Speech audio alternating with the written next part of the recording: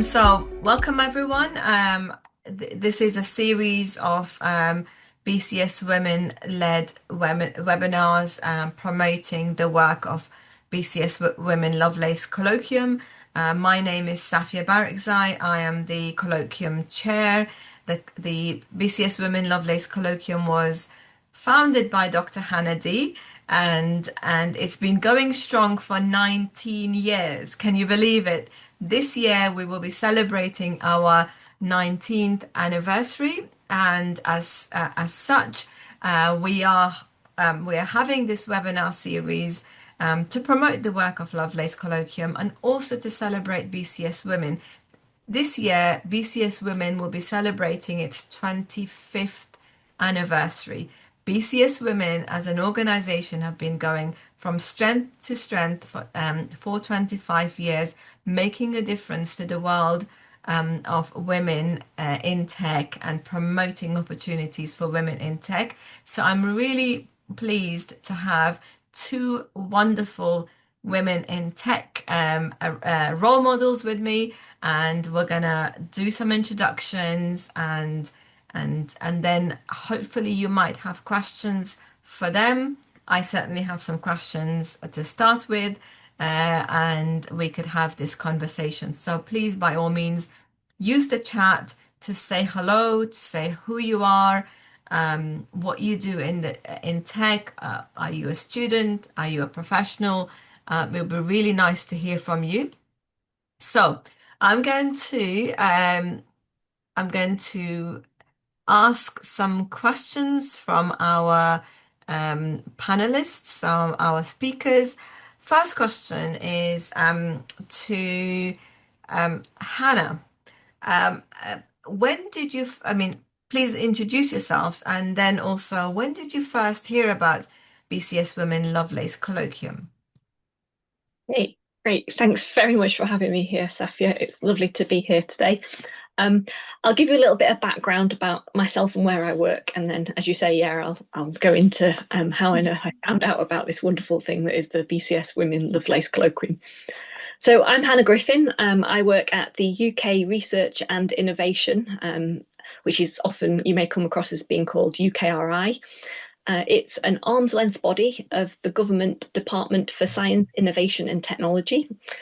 I'm a technical manager in the Science and Technology Facilities Council, and this is one of the 9 parts of the UKRI. I'm based at one of STFC's main sites called the Rutherford Appleton Laboratory. It's sometimes referred to as RAL, and it's a large chunk of a slightly better known Harwell campus. Harwell campus is built on an old airfield near a tiny village called Harwell. And over 70 years ago, it was where the first research reactors are built. So there's quite a rich history. We're east of the Cotswolds, south of Oxford, right in the middle of the countryside. And it's fair to say that the highly scientific lab sometimes feels like a very high-tech anomaly. I work in a part of the lab called ISIS. It's one of 2 major facilities at RAL and produces beams of neutrons and muons that allow science to do experiments to study materials at the atomic level. So our instruments can show where atoms are and how they move. And thousands of scientists visit ISIS every year to perform their experiments. They stay at hotels and B&Bs in the local area, and from the systems for proposing an experiment, booking accommodation and travel, scheduling specialist equipment, to software and the high performance computing to cleanse and analyze that data, computing is embedded in absolutely every aspect of a modern experiment. And these kind of experiments are really applied. They make a difference to your daily life and to mine. They look at things like researching new materials for batteries, looking inside ancient sealed containers, studying why a particular frog doesn't freeze at sub-zero temperatures, and improving drugs and discovering a new material that can be 3D printed to rebuild or repair damaged body tissue. I oversee the computing operations and the future computing developments for the whole of ISIS. I lead a division of over 80 software and systems engineers, and they build things for scientists to enable them to do these never done before experiments. There's two huge halls, and we have over 30 different instruments, each with its own what we call cabin. It's hard to describe just how big these halls are. There are multiple football pitches inside, and each instrument is roughly at least the size of a porter cabin. Um, this stuff I didn't really know even existed, let alone happened in the UK. I discovered it all during university, and it's why I love this BCS Lovelace Colloquium is the opportunity to share the weird and wonderful world of where I work with the students and tell them that they too could start their career here. And I first actually heard about the BCS Women Lovelace Colloquium 8 years ago from one of our students called Ailey. She was at ISIS on a year in industry, and she attended the conference the previous year as a student. She loved it and wanted to approval to go again and present. And then after her raving reviews, we decided to go one step further than just approving her to attend. And we had a stall, and we're proud to sponsor the People's Choice Poster Award for the first time. So that's how I first got involved. Fantastic. Thank you so much. I mean, it's wonderful that you've been with us as an organization and you've been attending some of the Lovelaces for the past 8 years. It's really great because the whole purpose of the colloquium is to get women and students who are from non-binary backgrounds to come together to present their research, to learn from each other, to network, to get that support, but also to hear about career opportunities that where you would never hear of if you were just studying at university. So I think it's great to have yourself, and it's wonderful that you are our People's Choice Award, because I'm going to invite Saxon to introduce herself, because Saxon was a People's Choice awardee at the 18th Lovelace Colloquium hosted by the University of Glasgow. So over to you, Saxon, for introducing yourself and how you heard of Lovelace and how many Lovelaces have you been to? Thanks, Safia. It's great to be here, and thank you so much for the invitation as well. So I'm Saxon Partridge Smith, and I have attended four colloquiums now. I had to think then, it's going back quite a few years. Two of them were online. So I think the first one I joined was in 2021. And then the year after 2022, they were both online. So it was a very unique and different experience to what it is now. And then I got to attend the colloquium, I believe it was 2023, and that was in Sheffield. So that was my first in-person event. Like I say, it was completely two different experiences, both equally as great. But yeah, I can definitely say that the in-person one was a lot more fun to attend, getting to meet everyone face to face. So I first found out about the colloquium, believe it or not, from university. So it was my first year, and one of my course tutors came to me and said, there's an event that happens specifically for women in tech, and I think you'd really like it. He showed me a few abstracts from past students, and he was like, I really think you should give it a go. And he supported me and a few of my peers to submitting our first abstract.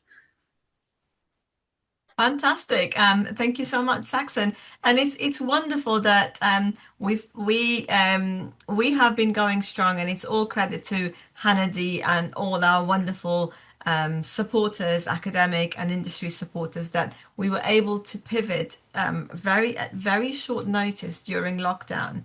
And it was almost, we were due to go to a Scottish University of Stirling, I think we were meant to be going to Scotland for Lovelace, I think the 13th Lovelace colloquium, and then we had to pivot to online. So 13, 14, 15, three of them were online, and somehow that is such a different world to what we see Lovelace as now. So for those who join Lovelace at Sheffield, it's a very different world. Seeing people, the smiles, the conversations, The cake, I have to say, Hannah D is a big fan of cake, so we could actually have cake, whereas before we had to send vouchers for cake. So we'd send participants some vouchers to buy themselves cake, whether they bought cake or not. It's not the same. So I'm so glad that you agree with us that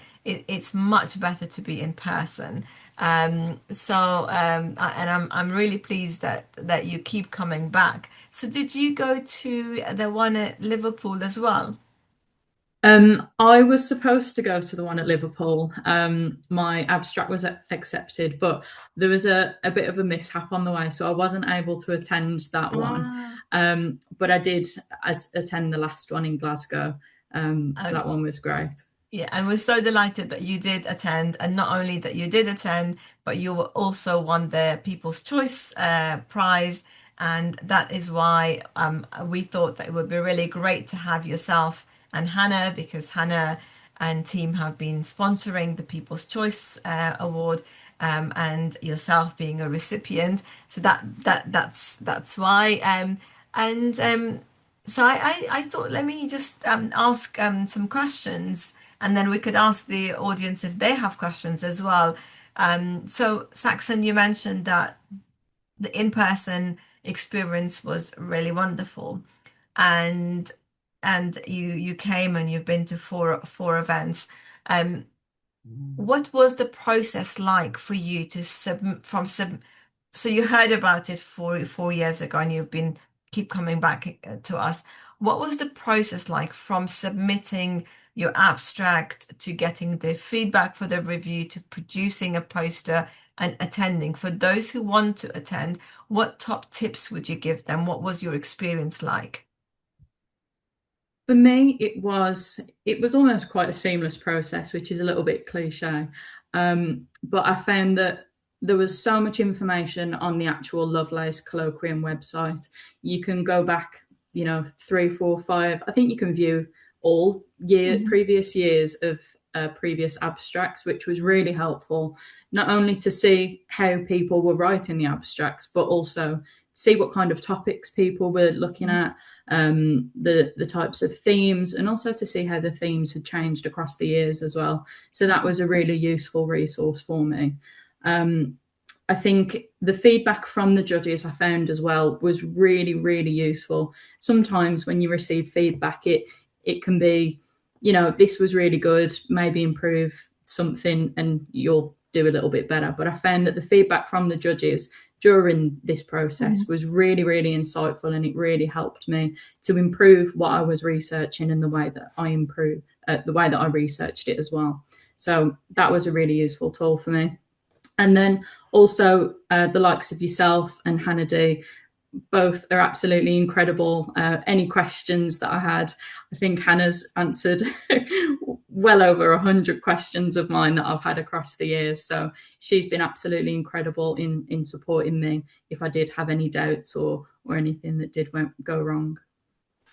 Thank you so much. Yes, I 100% agree. Hannah D is awesome. Not only that she replies to emails immediately, she does wonderful job of keeping the Discord going, which I can't get the hang of. And she does a marvelous job, because think about it.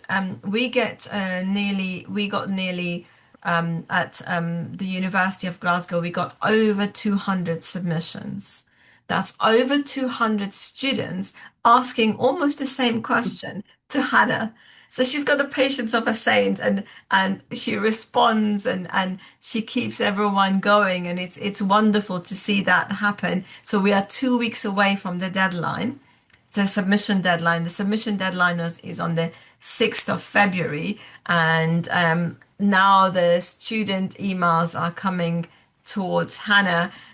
So I feel like we're gearing up to the 8th and 9th of April, when we will be celebrating the 19th annual BCSWomen Lovelace Colloquium, and it can't be possible. We can't be doing this without our wonderful sponsors, and I can't stress that enough.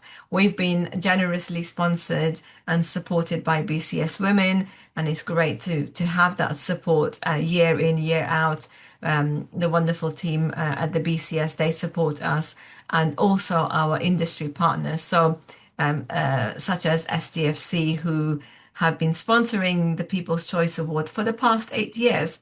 And I know, Hannah, you alluded to it earlier when you when you introduced yourself. It's what do you would you be able to share for our audience the kind of value you get from being a sponsor, and why you keep coming back? And we're so grateful that you keep coming back.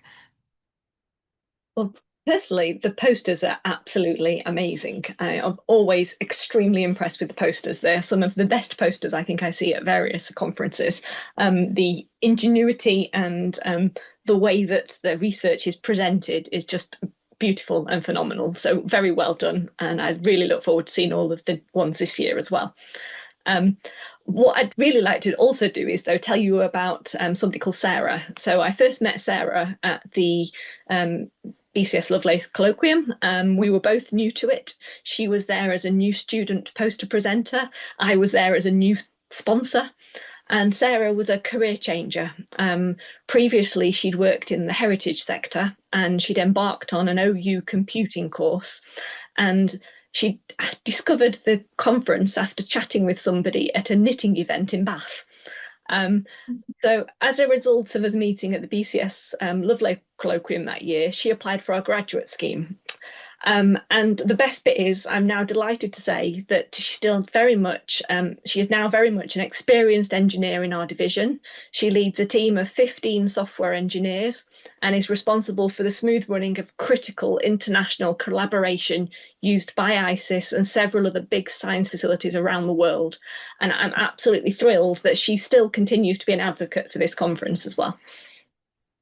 Wonderful. That's something that I did not know, and it's so wonderful to hear Sarah's story. And I hope yourself and Sarah could join us at the University of Bath, because there is a Bath connection that you mentioned. So it would be wonderful to have you both back. So that's to me as an academic. So I sometimes think that as an academic, I'm a big series of fortunate accidents. So I'm a very accident prone, and accidentally I came across BCS Women Lovelace Colloquium some 10 plus years ago.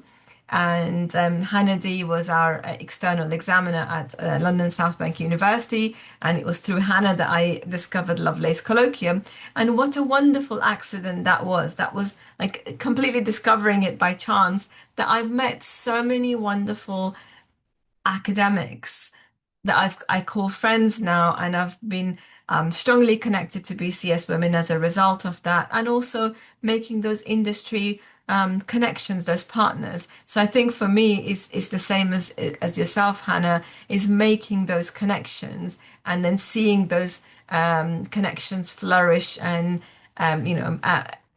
to kind of see how someone's career is shaping right in front of your eyes over a period of time.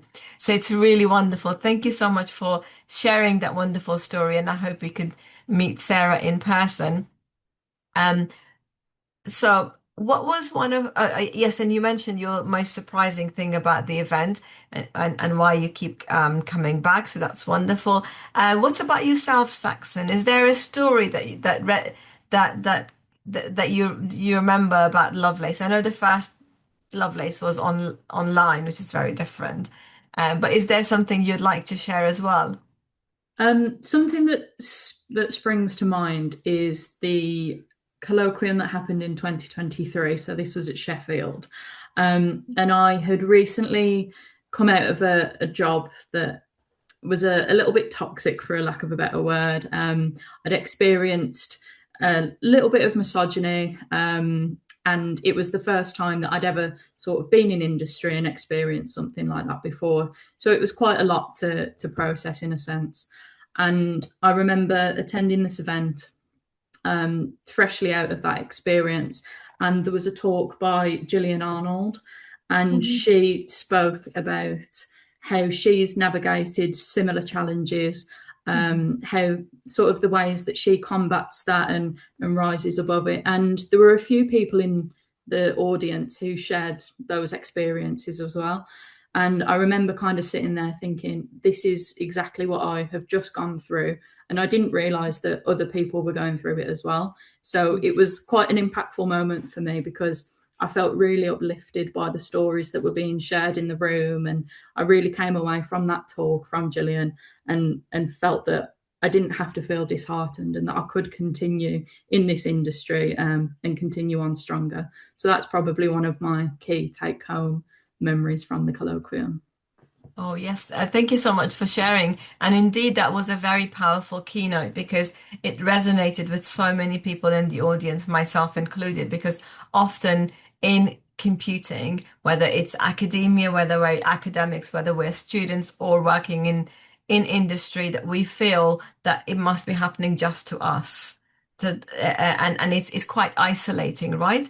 And then when you are in a larger group, you feel that support, you feel that love. And I do remember Gillian going around and giving everyone hugs and saying, "Hey, we're in this together, and we can rise above it, and we can make, and that was, to me, it was so wonderful. Gillian has been a keynote speaker on more than one occasion, and she's just a phenomenal person. And it was really, yes, I do remember that. It brought tears to my eyes listening to some of the stories, and that's why I think we as academics and our industry supporters, we give so much of our time as volunteers, is because we know that together we can make a difference, and we could be there as a support network for each other. So thank you for sharing that. Is there anything else either of you want to share in terms of memories? I've still got a photo of the very last slide at the end of my very first keynote that I saw. And it said, "Be awesome, meet people, make new friends, learn something new, be kind, and everyone is new." And I thought it was perfect. It totally summed up what the experience was like. It's one of the most friendly and inclusive conferences I've ever been to. Absolutely. I think all of us that have been to a Lovelace Colloquium, we all agree that it is indeed that, and that we get support from each other. There is a lot of there's a lot of smart people in that room. There's a lot of intelligence in that room, but there's a lot of kindness in that room as well. And I think that support that comes on that day, it's phenomenal. And I keep going back as a volunteer, and it's great to be part of that phenomenal environment. So Saxon, we've been talking about your experience, but we didn't kind of hear about the poster that you presented, because you've been successful several years running.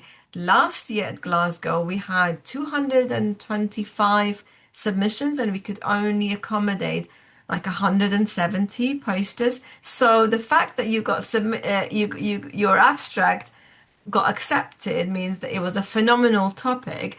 Are you happy to kind of share the kind of research that you are presenting and why and how? That would be really lovely to hear. Yeah, of course. So my most recent submission was around the very recent sort of phenomenon that's termed as digital amnesia. So it's essentially the idea that as technology becomes more advanced and more embedded within all of our lives, we are very slowly forgetting how to remember, in a sense. So I tried to delve into the aspects of technology that is almost hindering our progression as humans. So I found that in a way, people were very often struggling to recall simple things like birthdays, phone numbers, addresses, sometimes even directions to places that they've been 100 times, just because that we've become so reliant on technology that we just know we can Google an answer, or we don't have to figure out a calculation anymore. We can have a technological device do it for us. So that's what I really focused my research on this year. And I think it resonated with a lot of people. When I was speaking to people, they were like, oh my gosh, that happens to me all the time. I can't remember what I did yesterday, let alone 5 minutes ago. So it was really interesting to see everyone's reaction to the poster, because I know I've definitely seen a bit of it in my life as well. Yes, absolutely. Certainly for me, the same. I mean, I remember when I was a PhD student, I used to plan my how I would get to a conference. So I'd plan my journey. I would know where the hotel was and everything else. Now, what do? I know everything's on my phone. If I Yeah. lose my phone, I will be totally stuffed because I have everything on my phone and I don't remember. I think it's partly for me, it's getting old as well as relying on technology. But for young people, it's a very different story, right? So that's great. So what did you do? I mean, within your research t topic, tell us more about how did you structure that research? Did you go do a survey? How did you gather the results? A little bit more about the actual research process. That would be wonderful. Yeah, so I drew a lot of inspiration from other researchers and sort of the aftermath of what they had found in similar subjects as well. I did find that there was a small gap where no one had specifically investigated the depth and the breadth of how digital amnesia kind of takes hold and how long that takes to develop. I think that one's still a key question that needs investigating further. But it was primarily based on surveys, how people sort of perceive their reliance on technology. And then also kind of looking at practical sort of like tests where I would ask someone to remember a certain set of things or a mixture of items and then come back after a certain length of time and see if they were able to remember it. Okay, fantastic. Thank you so much for sharing that. So I'm gonna allow some. I'm gonna ask one final question to both of you. What could we do to make the event better? What is the one thing that's missing? We'll go to Hannah first, and then Saxon. The tricky one. It's so good. So I think one of the things that I've really enjoyed is the opportunity to bring physical demonstrations with us to conferences. So we've had like Lego Mindstorm Rubik's Cube solvers and beam limes that we've brought made of Lego. And I think that's really nice to be able to have a bit of a variety from the talks and the posters. It's just another thing to talk around. And so I think things like that are nice to see. Okay, thank you. Yeah, well, I think we'll try to do a bit of that this year. And Saxon? I completely agree with Hannah. It's really difficult to try and think of something to improve the event. But something that I thought could be quite interesting would maybe be on the day when the finalists are selected, maybe see a deep dive and a presentation into their research, and maybe have everyone sort of see what they've been doing in quite a lot of depth, because there's only so much you can put onto a poster. So getting 5 to 10 minutes of background about that would be quite interesting as well. That is very good because something for us to consider that maybe we should get our poster presenters to do a short video about their poster so that we could create a reel of all the amazing research that's taking place. I think that's something that I'm going to make a note of because it's really wonderful to hear the depth and breadth of research and the diversity of that research in the room. So fantastic. That's an action for me to go to the wonderful committee and to share whether we can do that. That would be really wonderful because I know you are all very good and all of you are much better than me in producing social media content, in producing interactive presentations. So that's really great to have. So one thing that I wanted to say from my side is that what we thought we could do to improve is because we year in year out we get more and more women and non-binary students submit abstracts, and they're all high quality abstracts that they submit.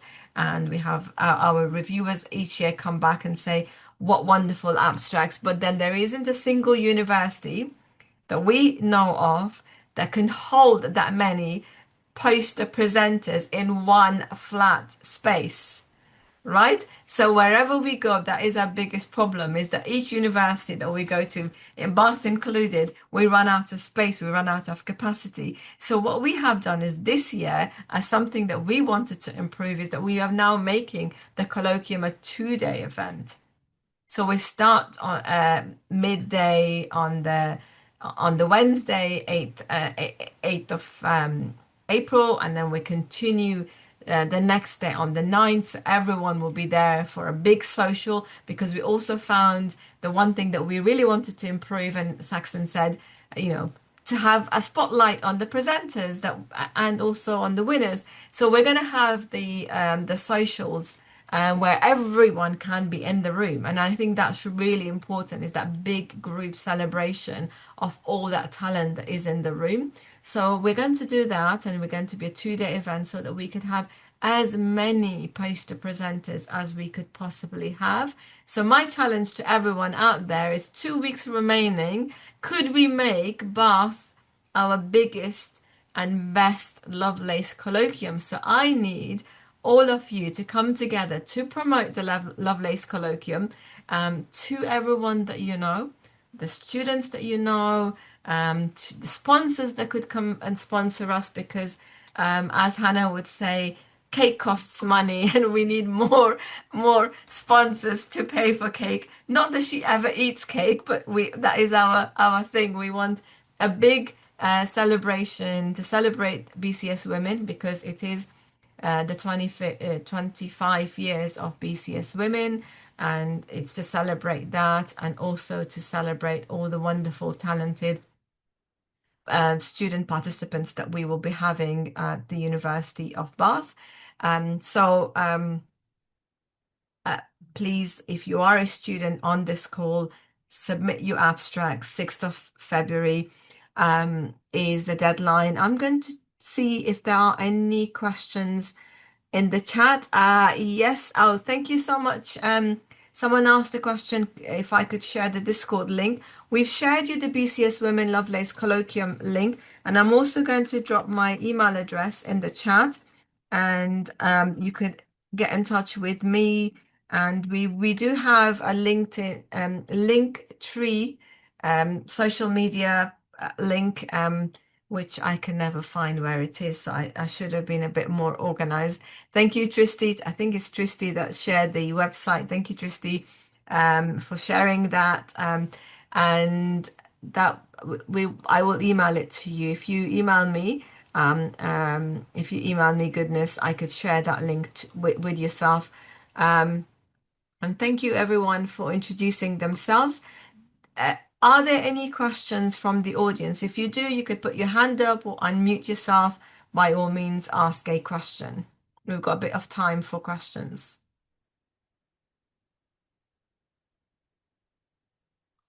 Anyone?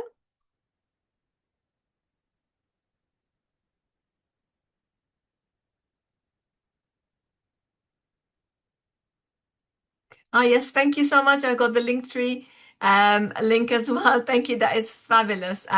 Or anyone in the audience. Okay, no problem. So for those who have in the chat said that they are students, if you are aiming to submit your abstract, the deadline is the 6th of February, and we want to hear from you. We don't want to hear from the AI chatbots, because quite frankly, they're not as awesome as you. So what we would like to do is for you to submit a 250-word abstract, and that is in your own words, sharing a research idea such as the one that Saxon shared with us. We have given all the information on what that could look like, what topics, what themes. You could go to our website. Our website link has been shared. So it's 6th of Feb, abstract deadline. How many applications? So far, we've had 14 different universities, I think, and about 30 plus submissions. From experience, we are likely to ramp up in the last week. So last time it's a doubling effect. So it's like the first submissions are always the heroes that know about us in advance. So we had some submissions in I think November, December, and now it's ramping up. So every week is like a doubling effect, then it's every day becomes a doubling effect till to the day of the deadline where we hope that the BCS servers are not broken because of the sheer number of submissions. So yes, so we've got quite a bit of time for the submission deadline. It's 2 weeks, and yeah, so go and speak to an academic, go and speak to someone at your university for feedback, for advice. Most of us at our universities will be running like a little seminar for our students. Submit your abstract. The only top, oh yes, and I will be sharing top tips on our social media platform as well on LinkedIn. One of our wonderful academic supporters has shared their top tips. So they've created a slide deck that they share with their academics. So big love to Sue Beckenham. We're going to share Sue's slides with you very soon. So go to our LinkedIn page as well. Yes, thank you so much. Saxon is also put in the chat that you could ask questions to them as well. Yeah, thank you so much for that. And we've got lots of information in the chat as well. So, yeah. And it's not an acceptance per university. Honestly, we don't have quotas. We blind review. So your name, your university, absolutely zero quotas. You can, in fact, the University of Bath always has the biggest number of participants. Last time there were 30 plus students from the University of Bath. So it makes sense for us to go to Bath this year. Saves us the travel costs as well. So financially it makes sense as well. Bath is a lovely place. No quotas whatsoever. We welcome anyone and everyone who has an interesting piece of research that they wish to share or a discussion that they want to have. Absolutely everyone is welcome. Any other questions? No, can't see any other questions. Okay. And the students from Leeds Trinity University, your head of school, that's Dr. Nikki Danino and Antasar, they're your local champions, so speak to them. So goodness, speak to them and they will be able to support you. And I think we have, yeah, University of York is a sponsor or a supporter. So it's really good to have students from the universities where we mostly get. We also get students from University of West of England. That's really good.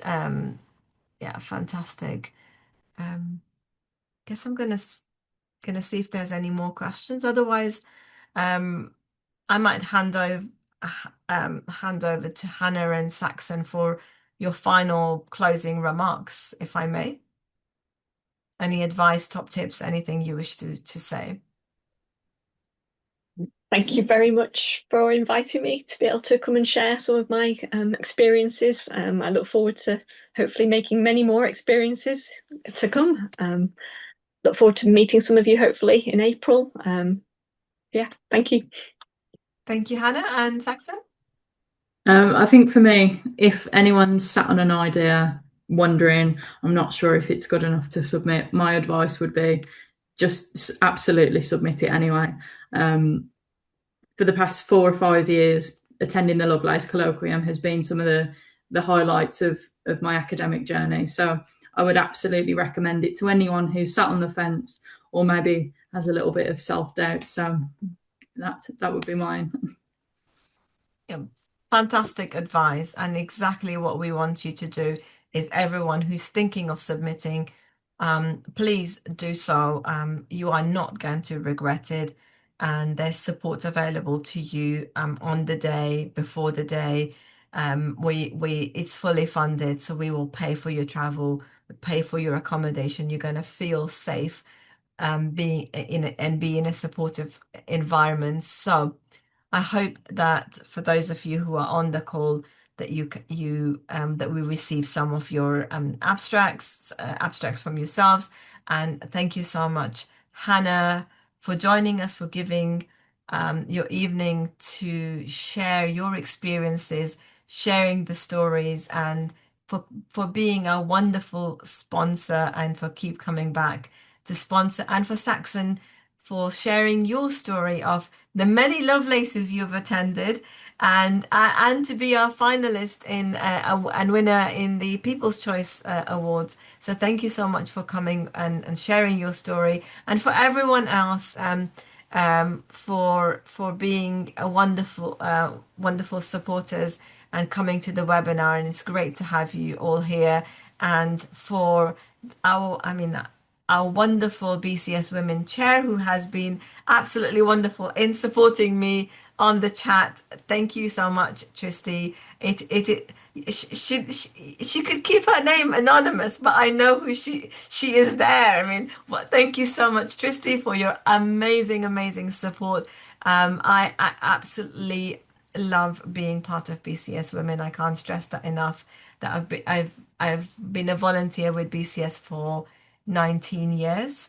My PhD examiner got me to join BCS and to become a volunteer, and I don't regret that. So thank you so much to Professor Margaret Ross as well.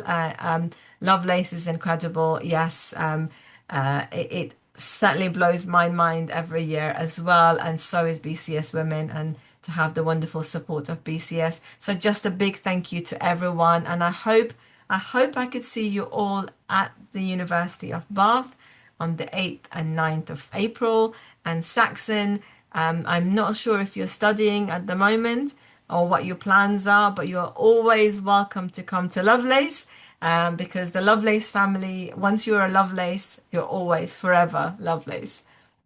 Are you studying? I should have asked that question. No, I'm not studying at the moment. So I'm currently working for HS2, so the high speed railway, and I'm a senior IT security officer there. So I'm doing a bit of work at the moment. Well, you could join the committee and come along. We will definitely welcome you if you have time and you're available. You're always welcome to come and be part of the Lovelace family. Once you're a part of Lovelace, you are forever one of us. And so thank you so much, Hannah, to Saxon, to everyone else. So yes, I shall see you all at the University of Bath on the 8th and 9th of April. And thank you so much, everyone, for being here. I'm gonna end the recording and the call, and see you all at the University of Bath.